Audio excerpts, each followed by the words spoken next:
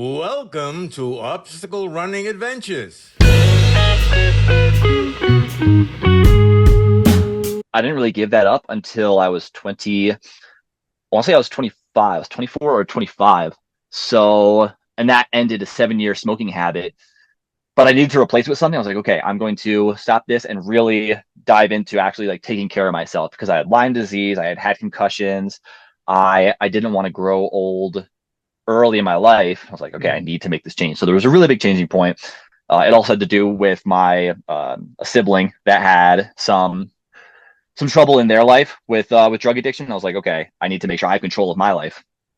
And but they're doing great now. But like at the time, Good. I needed to. I lost a lot of friends to that. I was like, I need to take control. So quit cigarettes, blah blah blah. Got into just like going out into the going out and running because I was bodybuilding a bunch at the time, and I started running 3 miles at a time. I would blow my calves up because wearing minimalist shoes. I'd have to recover for a few days, then I would run 3 miles again. So I was running like 6 to 12 miles a week for months, and my calves were just kept blowing up. It kept blowing up, and at the time, I had no idea making the correlation between the shoes or whatever, right? Right. Total absolute novice, a Beastadarian. And probably 2 years into that, I had a friend who did a Spartan race. It's like, dude, this is you would enjoy this. I was like, all right, like I'll look into it. And there ended up being one because I was living in New York. They had the one at Mountain Creek, New Jersey, Yep. and I thought, you know what? I'll sign up for this. This does look fun. And I signed up for the elite was either full or I didn't think that I was at the level to be in the elite heat. But I signed up for the competitive heat on Sunday for the beast and went through it, missed my spear, did the most beautiful 30 burpees you ever seen in your life. I had an absolute blast.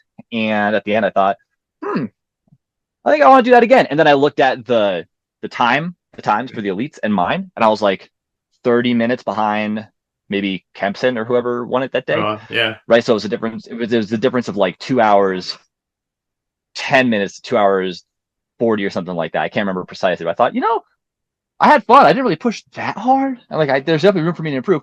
So I thought, okay, I'll do it again. I went and did the tuxedo race a month or two later. Yeah, I think that was June. And when I did that, and I did elite this time, I got fifth. And I got fifth, behind like the Maraglias and like Ed Zabrowski and a couple people that were uh, crushing all the regional races at that time. And at the end, all the guys were like, "Dude, who are you? Where'd you come from? You just started doing this? Like, holy shit!"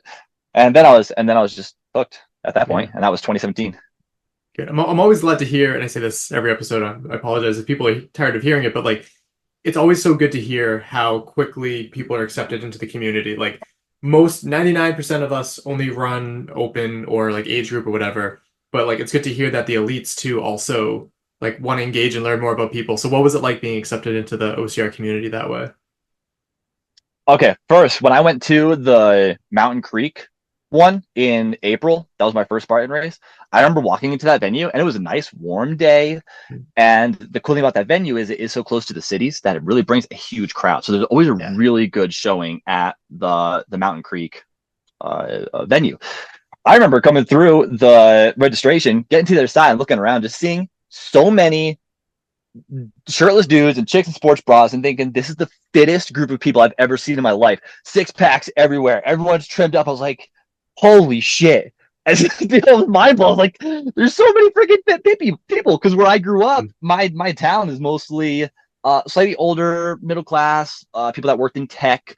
There's not really a big athlete community. There's a good amount of overweight people, and so this was like, holy shit, man! Look at all this. Yeah. And everyone was just like having a great time, being super cool. And then yeah, going through the race, everyone was just cheering, and yeah, it just seemed super supportive. And at that point, I hadn't done a lot of races, so I didn't really know the differences between, say, a typical trail race versus like a road race versus obstacle course racing. However, as time's gone by, and I have done plenty of ultras, plenty of local road races, plenty of obstacle course races, I can say that the OCR race community is the least pretentious of all of them, and Yeah. they're just the most open, like the most fun. I don't I don't know why. Maybe it's because we're on a playground Yeah. ultimately, right? So everyone's having a really good time, and yeah, it just felt really freaking good, man. It's probably it's probably a big reason why I was so excited to stay in it. I mean, if I crossed the finish line, no one gave a shit, no one talked to me, I Right. probably would have been like, okay, I mean, this is fun. But the fact that everyone was so open and we were having a good time immediately, like we were all homies, yeah, that's definitely something that I was craving, feeling Yeah. a sense of community for sure. Because I used to be, I used to smoke cigarettes, I smoked a lot of pot. That whole friend group, who I'm so grateful for all that time, we just sat around, smoked, and played video games, and like maybe played some music, and it was a great part of my life, and I appreciated it. But yeah, we were sitting around, we were just like sitting around, Yeah. and so when I stopped doing that and I started getting active, that friend group naturally just like totally cut off, right? Because it turns out what we had common and most in common was that we just like to smoke weed and lament on life Yeah. and then go do our blue collar job, right? It's like it was enough, but it wasn't anything that was particularly uplifting. So it was nice to be able to step away from that and immediately basically have this new supportive fun group of people.